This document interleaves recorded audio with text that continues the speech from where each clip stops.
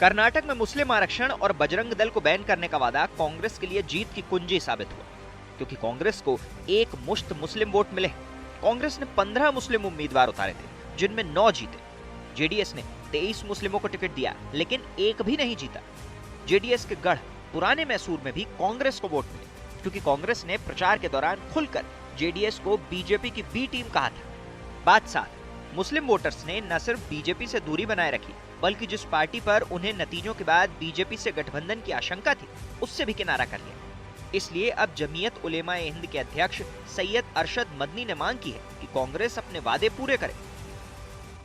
बजरंग दल के ऊपर हम कदकन लगाएंगे कि अगर ये स्टैंड उन्होंने आज से 70 साल पहले हिंदुस्तान के अंदर ले लिया होता, इख्तिदार उनके हाथ से न जाता।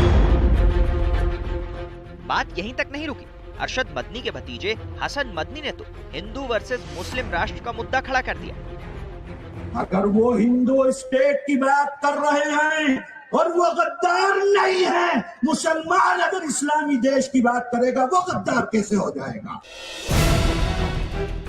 उधर स्वामी प्रसाद मौर्य एक बार फिर अपने बयानों से विवादों में घिर गए। ये साधु हैं, ये संत हैं, गेरुआ वस्त्र पहनने वाले, ये सारे के सारे जो आतंकवादी चेहरे थे, एक एक करके उनकी जुबान खुलने लगी। उनकी जगह स्टेज नहीं जेल है। मैं सरकार से आग्रह करूंगा कि ऐसे आदमी को खुला छोड़ना देश के हित में अच्छा नहीं है। इसको तुरंत गिरफ्तार करके जेल में होना चाहिए। ये वही स्वामी प्रसाद मौर्य हैं जिन्होंने रामचरितमानस को दलित विरोधी बताकर बवाल खड़ा कर दिया था। यानी हिंदू राष्ट्र का विरोध, मुस्लिम राष्ट्र की आवाज पर चुप्पी, मुस्लिम आरक्षण और बजरंग दल पर बैन के वादे पर ताली, 20 को करीब लाने का फॉर्मूला और रामचरितमानस पर विवाद 80 में सेंध लगाने की सियासी करामात है। यानी देश का कोई भी राज्य ले लीजिए, बीजेपी से लड़ने का सबसे नया फॉर्मूला टोटल 20% मुस्लिम वोट प्लस खंडित 80% आबादी है। बीते 178 दिन से उत्तर भारत में स्वामी दीपांकर भिक्षा यात्रा कर रहे हैं, जिसके जरिए वो लोगों से जातियों में ना बंटने और संगठित होने की भिक्षा मांग रहे हैं। हालांकि स्वामी दीपांकर की यात्रा गैर राजनीतिक है, लेकिन सवाल कि क्या देश का वोटर वाकई इस बंटवारे वाले ट्रैप में फंसता जा रहा है? तो आज इसी पर होगी देश की सबसे बड़ी चर्चा। आप तमाम लोगों का अभिनंदन है। सुधांशु त्रिवेदी बीजेपी के सांसद प्रवक्ता, उनका अभिनंदन है। मेरे साथ साजिद रशीदी जुड़ रहे हैं, उनका अभिनंदन है। जोरदार ताली से स्वागत करिए। अनुराग भदौरिया का अभिनंदन है, प्रवक्ता समाजवादी पार्टी के, उनका अभिनंदन है। मेरे साथ सत्य प्रकाश है, नेशनल कन्वीनर है नीतीश विचार मंच के, उनका अभिनंदन है।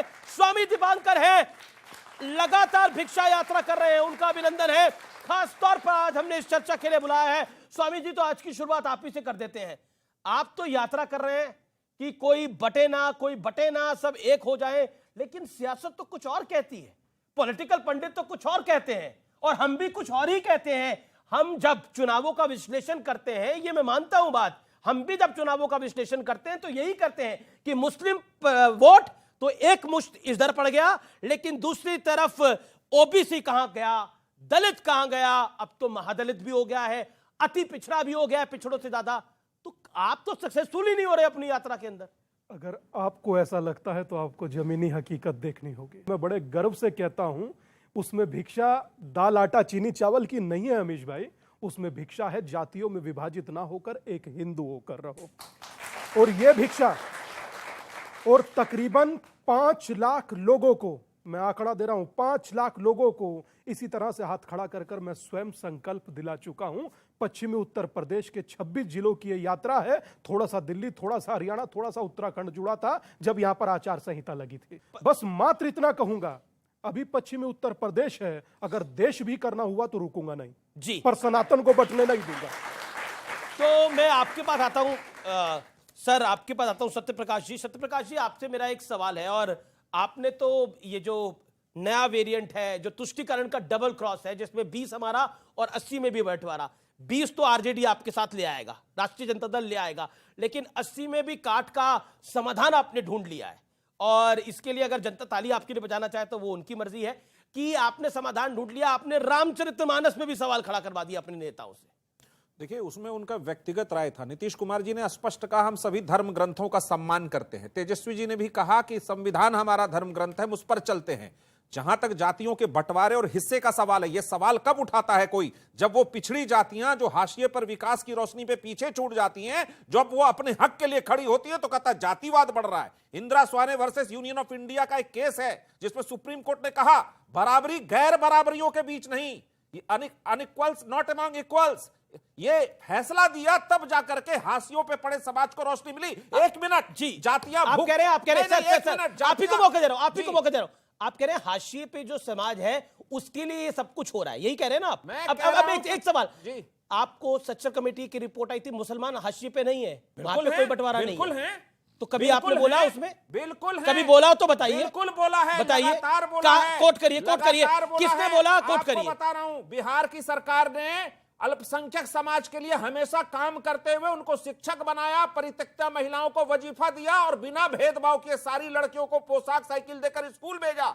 बेटी बचाओ तो बेटी पढ़ाओ ये बहुत बाद में लेके आए। हम तो बिहार में हमारी सरकार मुझे एग्जांपल दीजिए ना। आपने मुसलमानों में कोई पिछड़ा असीर पिछड़ा बोला हो तो बताइए, क्रिश्चियन में कोई पिछड़ा असीर पिछड़ा बोला हो तो बताइए, बताइए ना मुझे। हमारी सरकार बिहार में है। जब जात भूख पर मर रहा हो और वो अपने हक की बात कर रहा हो तो आपको जातिवाद नजर आता है। सुनिए, नहीं, मैं बताता हूं जातिवाद किस में होता है। जातिवाद किस में होता है? सुनना पड़ेगा। आपने बोला जातिवाद किस में होता है। व्यूअर्स अब आप भी सुनिए और व्यूअर्स आप भी सुनिए। मुस्लिम प्लस यादव जातिवाद होता है। मुस्लिम को ना ये एमवाई समीकरण राजनीति करती है। उसके बाद भूरा बाल साफ करो तब कौन सा जातिवाद होता है ये बताना पड़ेगा। ये क्यों बताना पड़ेगा? अब कर्नाटक में आहिंदा बात आएगी तो दूर तक जाएगी। इंटरव्यू में कहा है कि मैंने पूरे जीवन में यह बात नहीं कही। सामाजिक न्याय की लड़ाई होगी, न्याय के साथ विकास होगा।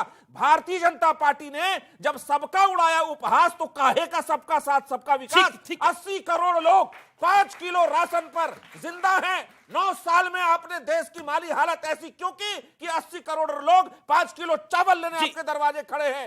एक मिनट, एक बात और कहना चाहूंगा। आगे बाकी 9 साल में 18 करोड़ रोजगार देना था, कहां गया वो रोजगार? सवाल महंगाई का है, सवाल भुखमरी का है। 121 नंबर पे हम दुनिया के भुखमरी इंडेक्स पे खड़े हैं। ये सरकार बताए कि पाकिस्तान और बांग्लादेश और अफगानिस्तान से पीछे खड़ा है भारत। भूखा है भारत। ठीक है, तो ये चीज नहीं चलेगा। आपने सबका साथ तो लिया, सर अब आपने लंबा वक्तव्य दिया। सुधांशु त्रिवेदी, सवाल मेरा है, देखिए एक हर ट्रायल की एक टेस्टिंग होती है, क्योंकि आप डॉक्टर हैं इसलिए बोल रहा हूं ये बात। हर ट्रायल की एक टेस्टिंग होती है। टेस्टिंग इन्होंने कर ली और टेस्टिंग का रिजल्ट ठीक मिल रहा है। अब बताइए क्या करेंगे आप? 20 तो कहते हैं हमारा है और 80 में कर देंगे बंटवारा सामाजिक न्याय के नारे के साथ। कोई कुछ बोल भी नहीं सकता। बोलिए क्या बोलेंगे? फैक्ट्स भी दूंगा, पर उससे पहले मैं बोल दूं भैया जी भवनाओं में बह के क्या बोल गए। अभी आप लोगों के सामने बोले हम पाकिस्तान बांग्लादेश से भी पीछे हैं। हाँ, मैं वही कह रहा हूं। अरे जहां अब देखिए अपने टर्न पे बोले, अपने टर्न पे बोले। सोचिए उन बनाने वालों की जिन्होंने इंडेक्स बनाया, जहां आटे को लेके झगड़ा हो रहा है, गोलियां चल रही हैं, भूखों मर रहे हैं, कटोरा लेके भीख मांग रहे हैं पूरी दुनिया से, वो हमसे नीचे हैं। गिरी हुई मानसिकता के वो लोग हैं जिन्होंने उस इंडेक्स में भारत को नीचे रखा। उससे ज्यादा निचली मानसिकता के वो हैं जो उसका ढिंढोरा पीटते हैं। अब मैं फैक्ट बताना चाहता हूं। ये जातियों की बात आई कहां से? आज कहा जाता है कि 6000 समथिंग जातियां हैं हिंदू समाज में। मैं चुनौती से कहता हूं कोई हिंदू धर्म ग्रंथ दिखाओ इसमें 6000 जातियों के नाम लिखे हो। कहीं नहीं लिखे। सबसे पहले 2385 जातियां किसने लिखी? Herbert Risley, British census commissioner 1901 में उसने सारी जातियों के नाम लिखे। दूसरी बात बताता हूं, अगर उसने फिर 1931 की जो आखिरी जनगणना जाति के आधार पे हुई उसमें 4114 जातियां हैं। अगर 4000 भी थी तो ये किसमें लिखा जाना चाहिए था? अल्फाबेटिकल ऑर्डर में। मगर उसमें ऊंचे से नीचे में लिखा गया। ये ऊंच नीच किसने तय की? किसी हिंदू धर्म ग्रंथ में लिखा है? चलिए बताइए, तेली ऊंचे कि कुम्हार ऊंचे, कहां लिखा है? माली ऊंचे कि तेली ऊंचे, कहां लिखा है? ये हर्बर्ट रिस्ले के सेंसस कमीशन में लिखा हुआ है। और जिस आधार पे उसने ऊंचा नीचा तय किया, अब वो दुनिया में वाहियात कह के ठुकराया जा चुका है। जानते क्या आधार था? जिनका माथा ऐसा वो ऊंचे हैं, जिनकी ठुड्डी ऐसी वो ऊंचे हैं, जिनका रंग ऐसा वो ऊंचे हैं, जिनका कंधा ऐसा है, जो पूरी दुनिया में एब्सर्ड कर दिया गया वो। और उसके बाद जब आजादी मिली, सारे नेताओं ने, चाहे कांग्रेस के हो, सोशलिस्ट पार्टी के हो, समाजवादी, जो इन लोगों के साथ लोहिया जी, जनसंघ के सबने कहा भारत में जाति के आधार पर गणना नहीं होगी, इसलिए 1951 ऑनवर्ड कभी गणना नहीं होगी। Yes, that's the truth. मगर आज बताएं उसके बाद क्या हुआ? उत्तर से दक्षिण तक, उत्तर प्रदेश से लेकर कर्नाटक तक अपना हिस्सा पाने के लिए एक स्ट्रेटजी अडॉप्ट की गई। पहले खड़े हो एक जाति का नाम लेके, 10-12% जो कोई एक जाति बड़ी जाति हो, हर राज्य में कोई एक जाति ऐसी है जो 10-12% है, उसको लेके घनघोर जातिवाद की बात करो। जब वो वोट कंसोलिडेट हो जाए तो हर राज्य में 10% से लेके 20% तक मुस्लिम है, फिर घनघोर सांप्रदायिकता की बात करो। जब 20-25% वोट हो जाएगा तब आप प्लेयर बन जाते हैं, और प्लेयर बनने के बाद आप तो शासन में आ जाते हैं। अब दूसरे को आना है, वो उससे ज्यादा कट्टरता की बात करेगा, वो उससे ज्यादा। अब मैं पूछना चाहता हूं, जो इन्होंने बात कही सामाजिक न्याय की बात, जब लालू प्रसाद यादव जी मुख्यमंत्री बने थे 1990 में, तो वो जाति के प्रतीक नहीं थे, तब कहते थे गरीब गुरबा की सरकार है। फिर अपने को संकुचित किया, दलित पीछे हो गया, पिछड़ा नेता बन गए, फिर संकुचित किया, यादव नेता बन गए। तभी नीतीश कुमार जी छोड़ के आए थे ना, कहे थे हमारे साथ अन्याय हो रहा है, तभी छोड़े थे। और जब असली सत्ता देने की बात आई तो यादव को भी भूल गए। मैं, मेरी बीबी, मेरा साला, मेरा बेटा, मेरी बेटी, मेरा दूसरा बेटा। तो आखिर में ये जितने लोग आपको जाति का चूरन देते हैं, ये हकीकत न सिर्फ लॉलीपॉप दिखाते हैं सामाजिक न्याय की और अपनी झोली अंदर भरते हैं। इसलिए एक पंक्ति में बस याद रखिए, एक लाइन सर, एक लाइन, स्वतंत्रता का अमृत काल है, तो बस याद रखिए, ये मत सोचिए स्वतंत्रता के सारे कार्य पूरे हो गए हैं स्वप्न सब साकार कैसे मान ले हम, टल गया सर से व्यथा का भार कैसे मान ले हम, राष्ट्र को हैं लोग भूले, स्वार्थ है युग मंत्र सारा, वर्ग जाति विभेद की अब बह रही है कलुष धारा, इस अमा के तिमिर को अब अरुणिमा क्या मान ले हम, टल गया सर से व्यथा का भार कैसे मान ले। ओके ओके ओके, तो ये जाति का चूरण, मैं आपके पास आता हूं। कविता का जवाब तो आपके पास भी कविता के साथ होता है, लेकिन ये जाति का जो चूरण है ये कितना खिलाइएगा महाराज, कितना खिलाइएगा, बदहजमी ना हो जाए। मुझे हंसी इस बात की आ रही है कि सुधांशु जी सरकार में है और सरकार का व्यक्ति ये कह रहा है कि यहाँ ये हुआ वहाँ हुआ। अरे भैया, आपको बताना चाहिए कि आपने देश में क्या विकास किया, आप विकास गिनाइए। आप उनकी बात में इनकी बात का जवाब, मेरी बात से मुद्दा वही है, उसी पे आ रहा हूँ। आप जाति पे आना चाहते हैं ना, तो ये मान से नहीं, बचना नहीं, उसी पे आऊंगा। हम तो जाति जनगणना की मांग करते हैं, डंके की चोट पे जाति जनगणना की मांग करते हैं। और आपने भी तो एक सांसद को उसी आधार पर उसने तो आपने केस किया हुआ है, और आपने कहा कि उसने किसी जात का अपमान किया है, उसके हिसाब से तो वो यहाँ पे पार्लियामेंट की संस्था भी गई है राहुल गांधी। तो आप उसका मना कर देते, तब तो आप तो उसी जात पे कोर्ट में गए ना, तब तो आप क्यों गए? हम कहां गए? अरे कौन गया? जाति के लोग। अरे आप ही तो हल्ला मचा रहे हो भाई, आप सरकार में थे, आप मना कर देते कि नहीं हमें ये नहीं चाहिए, जात की बात नहीं होनी चाहिए, मना कर देते आप। आपने नहीं मना किया तब तो आप मना नहीं करेंगे। माने जहां आपको फायदा होगा वहां आप जात की बात करेंगे, जहां आपको फायदा नहीं होगा वहां आप दूसरी बात करने लगेंगे। ये कैसे चलेगा भाई? आप सत्ता में हैं। ये बात आपने सही कही, इसके लिए तालियां अनुराग बुदारिया के लिए, जिसको जहां फायदा होगा वो उसकी बात करेगा। एक सवाल, आप कह रहे हैं कि आप जातिवाद नहीं करते, आपने बोला हम तो बिल्कुल जातिवाद नहीं करते, हम तो विकास की बात करते हैं। अच्छा, ये मायावती के साथ जो आपने गठबंधन करा था, इस गठबंधन को लेकर आपने क्या बोला था? मुस्लिम यादव तो हमारे साथ है ही, अब दलित भी आ जाएंगे, तब महादलित की टर्म नहीं हुई थी, आई थी, अब दलित भी आ जाएंगे तो बीजेपी का तो खेल बिगड़ जाएगा। इसी स्टूडियो में आप बोल के गए थे, इसी स्टूडियो में आप बोल के गए। सुन लीजिए भाई, मेरी बात भी सुन लीजिए। हिंदुस्तान में जातियां हैं, इससे तो आप ना नहीं कर सकते। आप अमीश देवगन है, मैं अनुराग भदौरिया हूं, तो भदौरिया क्यों लिखा गया है आप भी जानते हैं, और देवगन क्यों लिखा गया, जाति है। सुन लीजिए, अगर हम आपके साथ समझौता कर लेंगे तो आपने कहा आपने देवगन से ही समझौता क्यों किया? अरे मेरे साथ कौन सा करा? मैं आपसे कह रहा हूं, अब भाई मायावती मेरे साथ समझौता कौन सा करा? दूसरी बात, अब मैं आपको बताता हूं, सिर्फ मायावती तक मामला नहीं रुका था। आपने बोला जाट भी आ जाए तो जयंत चौधरी को भी साथ ले ले, प्रभु जाने दो, और आप कह रहे जातिवाद नहीं कर रहे। भैया, हम सभी लोग किसी न किसी जात से हैं, और जब किसी ना किसी जात से किसी से गठबंधन होगा तो आप उसकी जात से जोड़ने लग जाओगे।